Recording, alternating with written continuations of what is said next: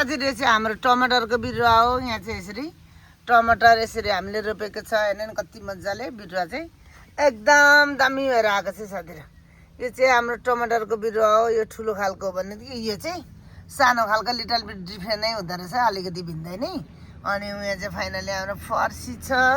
यहाँ चाहिँ यसरी यो रोमा चाहिँ हाम्रो यसरी फर्सीहरू रोपेको छ भनेदेखि फाइनली आल्कुर रोमा चाहिँ भयो साथीहरु। यहाँ चाहिँ हाम्रो बैगुन, यो चाहिँ बैगुनको बिरुवा हो। यहाँ बैगुनको बिरुवा चाहिँ यसरी रोपेको छ नि हेर्नु नि, बिचमा चाहिँ मसिनो के आउँदैछ।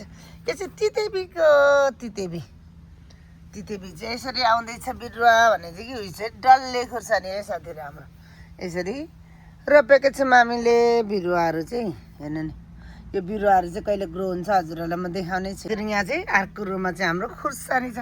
खुर्सानी चाहिँ फाइनली यसरी फुल्नु थालिसकेको छ साथीहरु। यो चाहिँ फुलेको छैन नि, त्यो चाहिँ फाइनली फुलेको छ। हेर्नु नि यस्तो मजाले फुल्नु थाल्यो। यो खुर्सानीहरू चाहिँ मजाले फुल्नु थाल्छ। यहाँ हाम्रो फुलले नि कोपिला दिन थाल्यो। यो चाहिँ रोज फुल है साथीहरु नि, यस्तो मजाले कोपिला दिन थालेको छ। यो फुल कस्तो फुल्छ त्यति बेला हजुरहरूलाई देखाउने छु फुलको फेदमा हेर्नु नि। अनि यहाँ पनि खुर्सानी अर्को रो है। यो चाहिँ हामीले 2-3वटामा भनेको छौँ। यहाँ चिचिला पनि लगाएको छ साथीहरु नि खुर्सानीको। फाइनली हाम्रो खुर्सानी छिटै खाइने रहेछ है। हेर्नु नि यो चाहिँ हाम्रो खुर्सानी हो। चाहिँ साथीहरु अर्कै रो है। यहाँ 1-2वटा धनियाँ छ, त्यहाँदेखि लिएर बोडी हेर्नु, बोडी चाहिँ यस्तो बाक्लो आएको छ नि। यहाँ नि लैने म हजुरलाई देखाउने छु। यहाँबाट लिएर लैन्छ उपरसम्म चाहिँ प्रायसम्म सबै बोडी है साथीहरु। यो चाहिँ हाम्रो बोडी गार्डन है। यो थाङ्रा पनि हेर्नु नि बोडी यस्तो मजाले उम्रेको छ कि यो थाङ्रा पनि हामीले यसरी लाएर रेडी। यो बोडीको चाहिँ माथिसम्म थाङ्रा जानु पर्यो नि त साथीहरु। हेर्नु यो चाहिँ हाम्रो बोडी हो। बोडीको बिचमा यसरी धनियाँ पनि उम्रेको छ फाइनली। अनि हेर्नु नि धनियाँ। अनि यहाँ बेथु साग पनि यसरी उम्रेको छ साथीहरु। म चाहिँ बेथु एकदम मनपर्छ है, अरू सागहरूभन्दा बढी मनपर्ने चाहिँ मेरो बेथु हो। हेर्नु नि हाम्रो बोडीको बिरुवा पनि यस्तो बिउ पनि यस्तो बिरुवा मजाले आएको छ है साथीहरु। हालेर यस्तो बनाएको छ नि साथीहरु। यहाँ चाहिँ हाम्रो रायोको साग छ, यस्तो भएको छ। अलिअलि किरा लाग्यो रायो सागमा चाहिँ। यसरी रायोको साग पनि एकदम दामी भएर आएको छ। यहाँ चाहिँ एउटा बिउ छ रायो साग, माथि फुल्नु थालेको छ। हेर्नु नि साथीहरु यसरी फुल्नु थालेको छ रायोको बिउ चाहिँ। हेर्नु यस्तो ठुलो छ है एउटा चाहिँ। यसलाई चाहिँ बिउ राखेको हामीले फाइनली। अरू चाहिँ बिरुवाहरू यस्तो यस्तो हुँदैछ। यहाँ पनि यो साग उखेले चाहिँ बोडी नै हुर्किँदैछ, बोडीको लागि राखेको है साथीहरु। हेर्नु हाम्रो यो चाहिँ रायो सागको प्लट हो भनेदेखि हेर्नु ठुलो रायो साग कति ठुलो छ हेर्नु। अनि यहाँ मसिनो रायोकै साग छ। अर्को प्लट पनि यसरी रायोकै साग छ साथीहरु। हेर्नु यो सबै रायोको लाइन हो। हेर्नु यहाँ यो कुनामा चाहिँ एकदम दामी भएर आएको छ साथीहरु। हेर्नु रायोको साग साथीहरु। यो प्लटमा चाहिँ हामीले तोरीको साग लगाएको। यसरी तोरीको बिचमा चाहिँ यसरी खोर्सानी हुन्छ।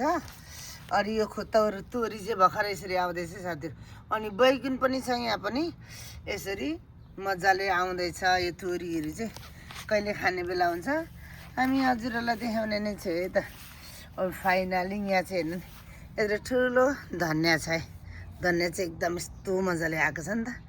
यो चाहिँ हिउँ हुँदै छरेको धनियाँ, धेरै आएन क्या, कम्ती मात्रै उम्रियो। अनि यो धनियाँको यतापट्टि चाहिँ हेर्नु नि साथीहरु चङ्सुरको साग है। यस्तो मजाले यसरी आइरहेछ क्या चङ्सुरको साग चाहिँ। यो चाहिँ एकदम जिउहरू दुखेको दबाई हुन्छ अरे नि त साथीहरु। हाम्रो मम्मीहरूले भुटानमा त्यस्तो भन्ने सुनेको थियो, त्यही भएर मैले नि छरेर यहाँ ट्राई गरेको साथीहरु कस्तो हुन्छ। यहाँ छेउमा चाहिँ हाम्रो यो चाहिँ पाखान बेत अरे, यसको नाम चाहिँ पाखान बेत पनि यस्तो मजाले आएको छ। दोडा 3वटा मात्रै डुक्को भर्खर आउँदैछ। साथीहरूले नि माग्दै थियो अलिक धेरै भएपछि चाहिँ दिन्छे भनेको छु, तर भर्खरै के पोर्छ एउटा डाँख्ला थियो। यसपालि चाहिँ यस्तो मजाले आएको छ। हेर्नु नि बाँसको यो सिटा लाएर बारेर राखेको। अनि यहाँ चाहिँ हेर्नु नि जरुङ्गो आफ्नै घरमा है, जङ्गलतिर नि पाउनु त, तर जङ्गल जाने समय हुँदैन नि त साथीहरु, त्यही भएर घरमै रोपेको।